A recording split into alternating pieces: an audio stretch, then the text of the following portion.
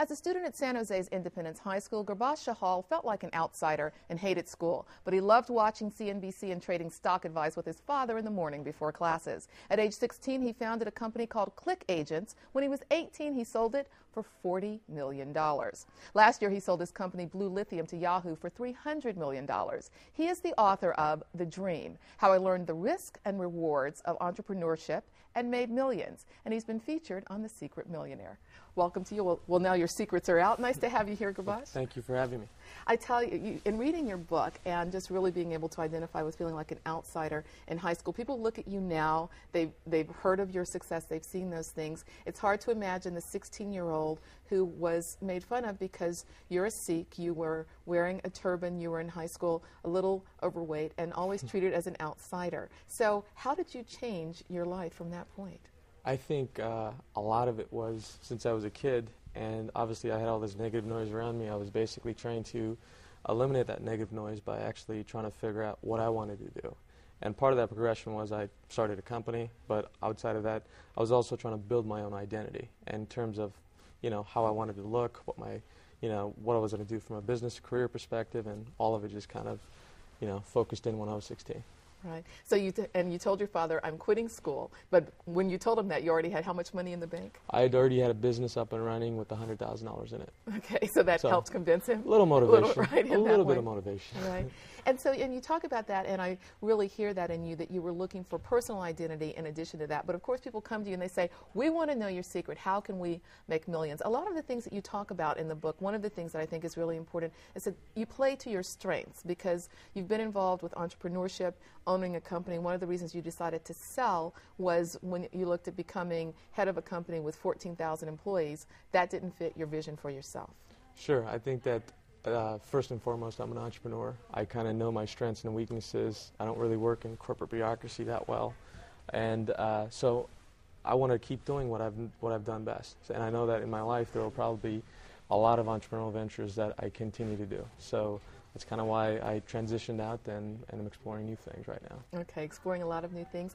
Let's talk a little bit about the program, The Secret Millionaire, because what happens is a millionaire is put in a neighborhood, a bad neighborhood usually, where people are poverty-stricken. And how was that experience for you? You were in the Tenderloin.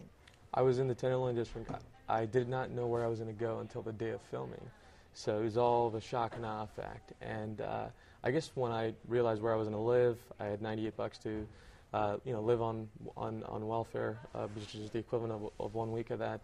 And it was all kind of new to me, but when I adjusted, I sat in my apartment, I was like, okay, when I take back my 10 years and I look back at my life, this is kind of how my parents came here 20-odd years ago. Right, so it was India. kind of a flashback of how we started in America. And I never realized I don't want to be here when I was filming this because I knew what my motivation was, and my motivation was to really find people that genuinely needed help but had no expectations of it. Okay, and so who were the people you found? What did you learn from them? Well, two of the places I spent most of my time in the episode was a soup kitchen, St. Anthony's Dining, and a battered women's shelter called Raphael House. So, I stood in line with the homeless, talked with them, ate with them, helped out at the soup kitchen, and then at Raphael House interacted with many families and a lot of the women and their children, and kind of saw a lot of these women as just inspiring women that want to be great mothers. And since I'm very, fortunate to have a great family and very attached to my grandmother, my mother, and my sisters, it was a very emotional journey for me as well. Yes. And how much money did you wind up giving them? I gave away a little over $100,000. Okay. Yeah. When people see that experience, they hear about your life, and like I said, people want to know the secrets of that. One of the things that you talk about in the book that I found very moving is that at a young age, you were born in India, you came here, but then you went back to visit family, and you had some cousins who were competitive, but what you took away from that, most of all, was a sense of being loved, and you say that that's one of the most important things to always incorporate in your life. I think the key secret here is that you got to surround yourself around people that want to see you successful or be successful with you. And the more successful you become, you realize the world doesn't operate as nice as it should be. So you have to be very careful with the people that you're around. And once you have the family support and you have the key friend support, you don't really need anything else. I mean, you really just use that to your strength. So that's kind of what I did as one of my big secrets. One of the quotes you have is from Socrates. Would you share that quote too? I'm going to try to remember it. I'm on a little coffee break. Okay. But, well, it deals with adversity Yeah. and triumph and not being too high. Sure. I think the underlying premise of that quote was that as more successful you become, never take it to your ego. And, when you fall, never take it too much because you can rise up. So that's the big secret in life, is that you're going to have good days, you're going to have bad days, but, you take it with a grain of salt and you move on and you realize that there is another day.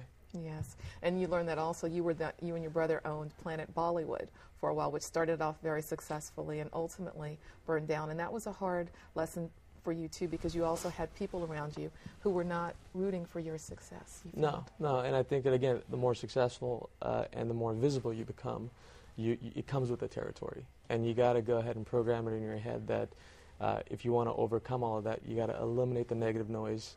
And when you eliminate that, you focus on the issues, you focus on the problems, and you move ahead. Yes. Well, you're an inspiration, and I thank you for all that you've shared in your book. Continued success for the things that you're doing. Well, thank you for having me. All right, my pleasure. Again, the book is The Dream, and there are book signings. There's one Tuesday, December 16th, and that's at Books Incorporated. Information is on our screen. And then there's also one next Thursday. So look for that as well, and that's at Books Passage.